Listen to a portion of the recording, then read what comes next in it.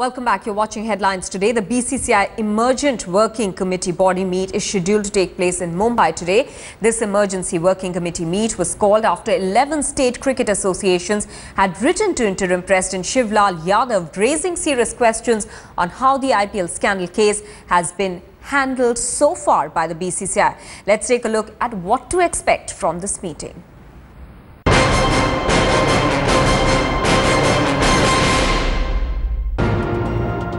BCCI is in a huddle. The top administrators of the BCCI are now in a damage control mode.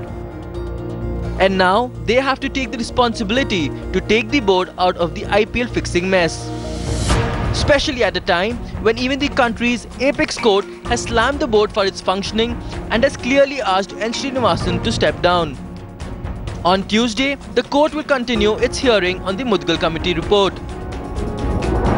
The board members have called in for a special emergent meet which will be headed by former cricketer and the interim president Shivlal Yadav. In the emergent meet, several key decisions are likely to be taken. As suggested by the court, the board is expected to set up an internal probe committee to look into the allegations against 13 people, including its suspended chief N. Srinivasan. It is likely that the question of who authorized N. Srinivasan to represent BCCI in the ICC is raised in the meeting. The associations also want to know why they weren't consulted before the BCCI Council demanded transcripts of certain conversations in the Supreme Court. Earlier, state associations including Punjab, Saurashtra, Vidarbh, Rajasthan, Madhya Pradesh, Maharashtra, Mumbai, Gujarat, and few others had written a hard-hitting letter to the interim president Shivlal Yadav, and the members raised some very serious issues.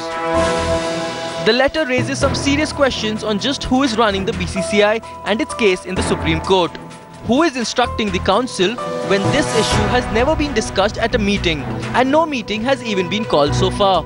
It further adds that they don't want the stance taken by the board to damage the reputation of the board and the players, adding that the board should instruct the council and not certain individuals. And after N. Srinivasan was named in the sealed envelope submitted by the Mudgal panel, it will be very tough for the BCCI to function like an isolated body.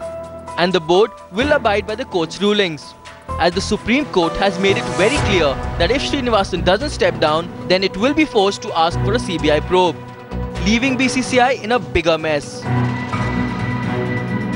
Sports Bureau, Headlines Today.